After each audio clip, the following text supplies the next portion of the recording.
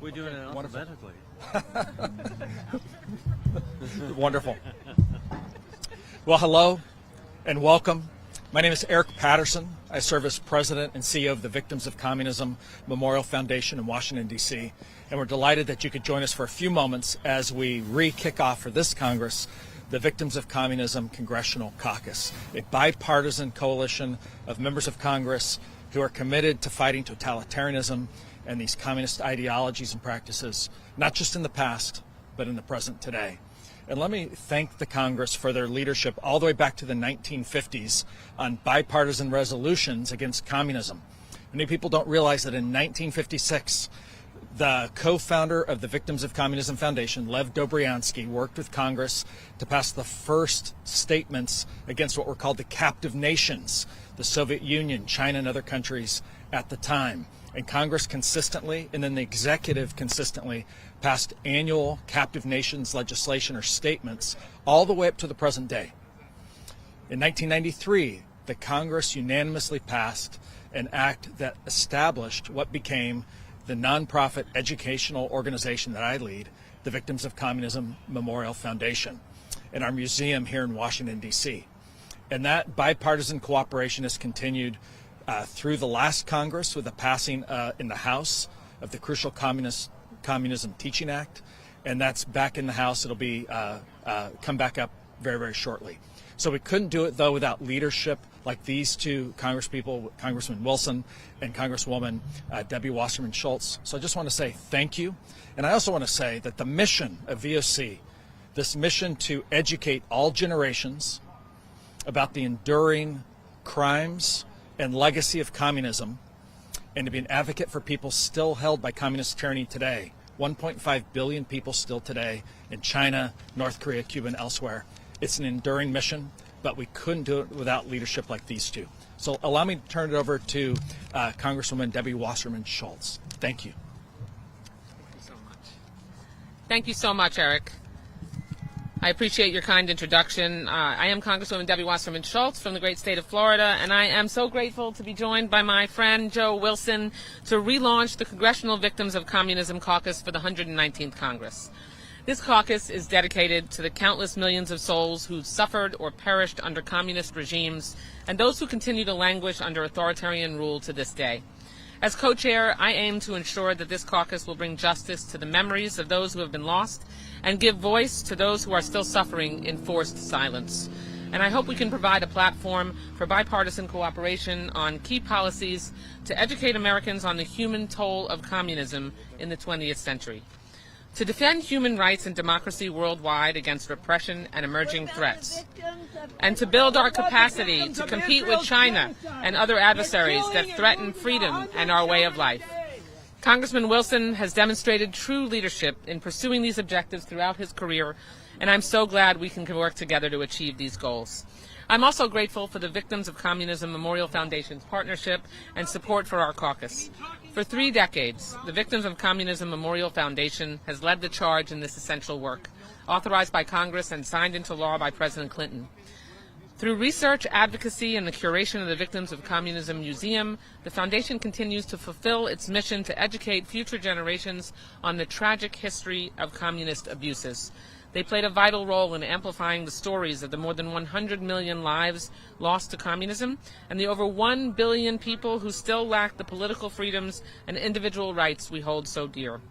And Dr. Patterson, I'm glad to have you here to guide us as we relaunch the caucus into action. Now, I know that some of my constituents might ask, why now? The Cold War is over. But those in my district whose families came from Cuba, Venezuela, or Nicaragua already know the answer. Communism is not a relic of the past. It remains a present-day threat to freedom, human dignity, and global stability. More than 1.5 billion people, as Eric mentioned, still live under communist regimes, subjected to state control and oppression. The dangers of communism are not confined to history books.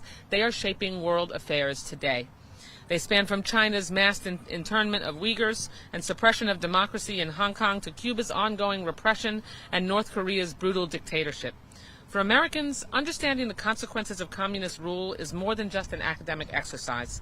These regimes actively undermine our democracy, suppress free enterprise, and pose direct challenges to our national security. The Chinese Communist Party steals our intellectual property, spies on Americans, and bullies our allies, all while spreading disinformation to weaken democracies, including our own. Cuba and Venezuela remain destabilizing forces in our own hemisphere, threatening regional security and driving a massive refugee crisis. Beyond ideological lines, we've seen dictatorships around the world adopting the repressive and aggressive tactics pioneered by their communist predecessors. Russia's violent crackdown on dissent and its war of aggression against Ukraine.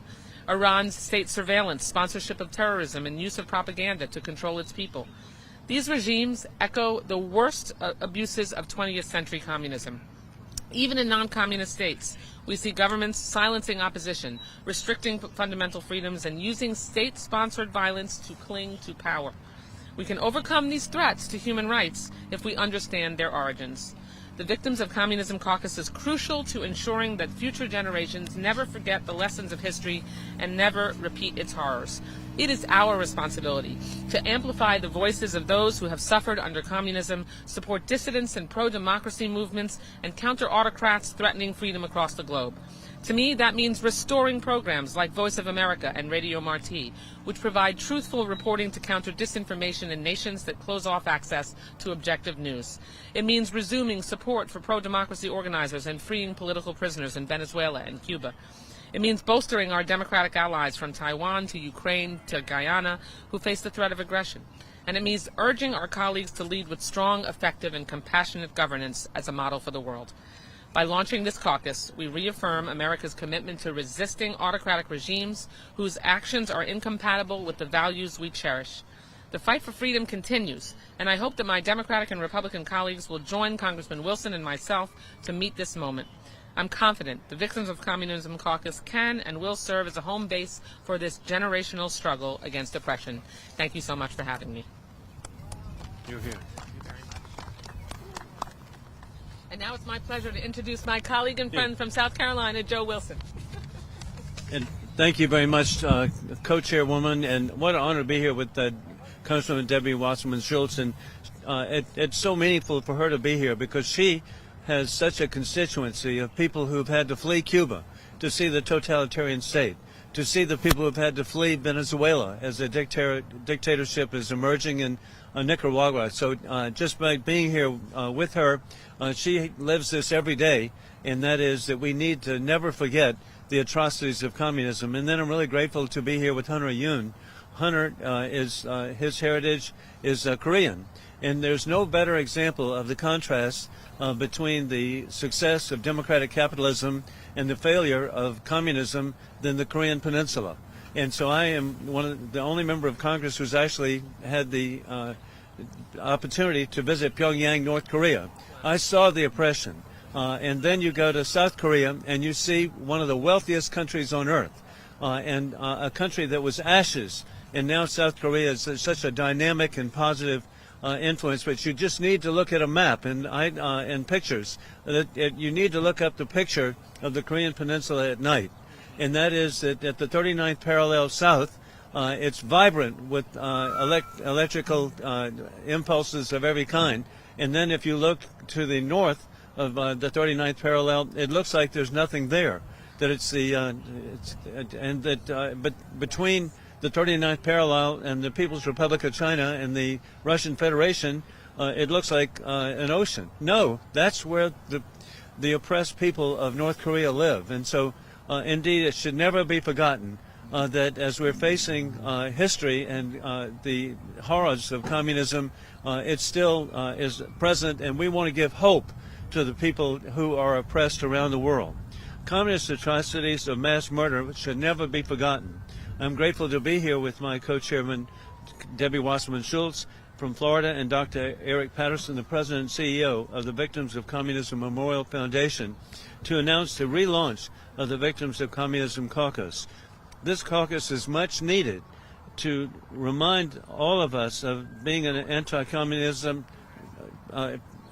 supporter, to oppose communism. It's not left, right, or center. It's a moral imperative about fighting for freedom against the ideology that is objectively evil and continues to oppress more than 1.5 billion people around the world. The fight is among all of us who value liberty, justice, and historical truth. The atrocities of communism must never be forgotten.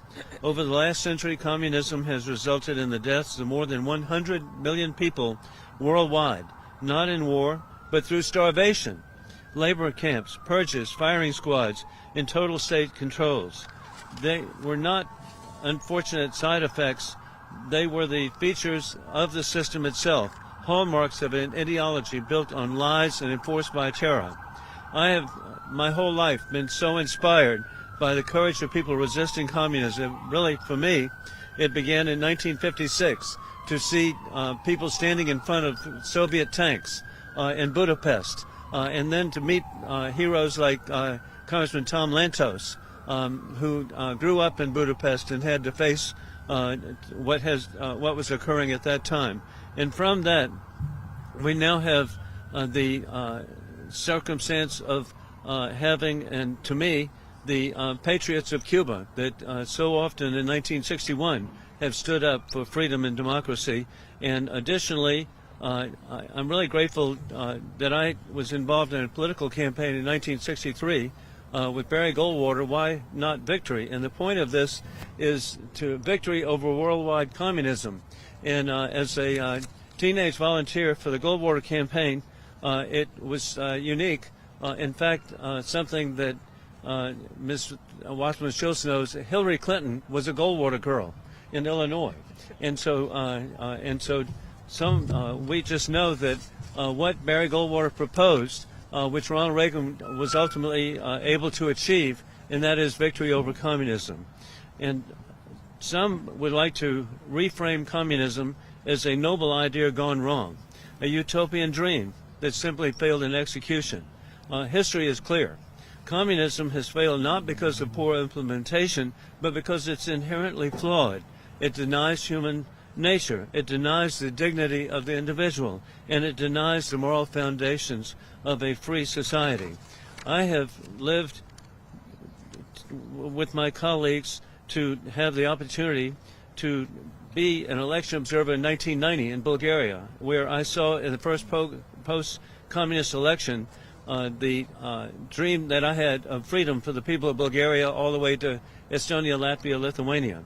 Additionally, I'm grateful that while I was there, I had the opportunity to visit the destroyed Berlin Wall in Berlin, and then from there I visited Moscow, and sadly I visited Yekaterinburg. I've been to Novosibirsk. Chelyabinsk is a sister city of my hometown, Columbia, South Carolina. I've been to St. Petersburg visiting with dear friends, and over again I had an opportunity, and how sad it is that war criminal Putin has set back the people of the Russian Federation and made it so impossible for the people of Russia who are oppressed themselves. And sadly, war criminal Putin is trying to resurrect the Soviet Union.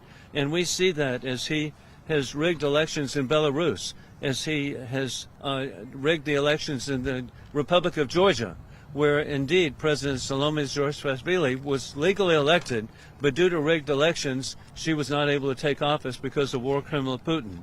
And then we also see that war criminal Putin has invaded Ukraine, and he makes it very clear Ukraine doesn't exist because he still thinks of it as part of the failed Soviet Union. He also invaded, as we know, Georgia itself, and then maintains troops illegally in Moldova. And so the planning is clear, and we must stand up to resist, and we can be successful.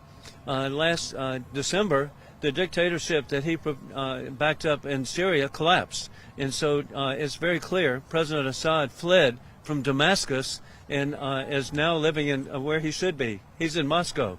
And so putting that in perspective, the new transition government of Syria, we should be working with to help them develop a free society. And I'm just so hopeful for the people of Damascus. But they're a clear example that just as the Soviet Union collapsed, so did the dictatorship in Syria. And with that hope, history proves that communist totalitarianism can be overcome. And again, I was able to see the unanticipated implosion of the Soviet Union, where dozens of countries now are free, some that didn't even exist. Hey, like Slovenia, those of us who appreciate Melania Trump, President Trump's wife herself has come from a former Yugoslav republic that's now free. The Iron Curtain was torn down not by tanks, but by the courage of individuals who dared to speak the truth of tyranny. From Václav Havel to the brave citizens of Lithuania, Poland, Ukraine, we could go on, to Central Asia, and how grateful we are for Kazakhstan and Armenia, and the Caucasus. It just goes on. Countries that were not free, but they are now, and we can be positive. A hope of overcoming communist totalitarianism is historically vindicated with the unanticipated implosion of the totalitarian state, and dozens of countries and tens of millions of people now live in freedom and can travel and be able to have fulfilling lives, and for the young people in particular, can have meaningful lives. And so I want to thank Dr. Patterson. I want to thank my co-chair, Debbie Wasserman Schultz. We look forward to, indeed, reminding people in history of the danger of the Soviet Union and the danger of being resurrected and the dangers of communism. Thank you. Well, that I thank you for your attendance at this event today, and my sincere thanks to the Congressman and the Congresswoman for their support of this. Thank you very much. Thank you so much. Thank you, Dr. Patterson. Let's get a good picture now. Yeah. Yeah, sure. I've never seen Debbie look quite this good. Israel's genocide.